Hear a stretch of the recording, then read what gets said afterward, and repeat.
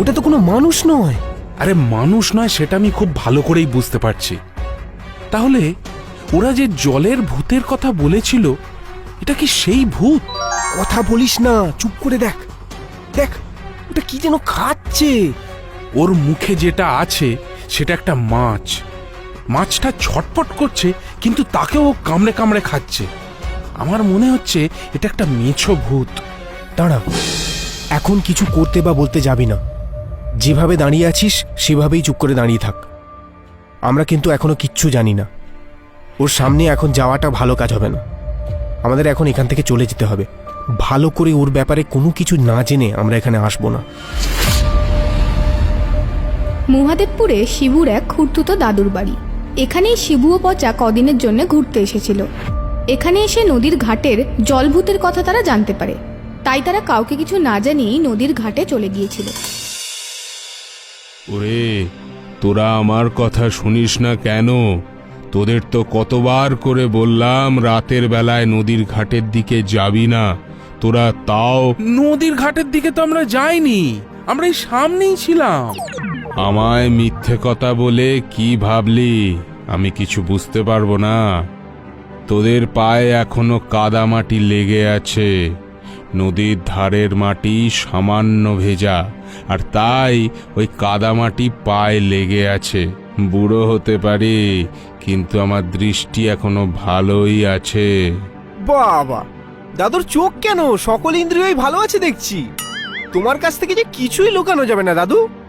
একটু কৌতূহলবশত নদীর ঘাটের দিকে গিয়েছিলাম। নদীর ঘাটের কাছে তাকে দেখে আমরা চলে এসেছি। তোদের দেখেনি তো সে? এই ঘাটের কাছে যে আছে সে তো মানুষ নয় রে। অন্ধকার হলে জল থেকে উঠে আসে জলের ভূত। তাহলে গ্রামের মানুষেরা ভয় পায় না? জলের ভূতের ভয় গ্রামের মানুষেরা রাতের বেলা ওদিকে আর কেউ যায় না। এমনি এমনি কি আর তোদের বারণ করেছিলাম? ছোটবেলায় আমি একবার ওই ঘাটের কাছে চলে গিয়েছিলাম, আর তখন সেই জলের ভূতকে আমি নিজেও। তাই নাকি? বলো দাদু, আমরা শুনি। বলো না, বলো না সেদিন রাত্রে কি হয়েছিল।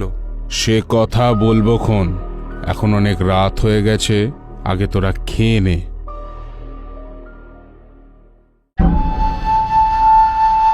তখন আমার বয়স কম।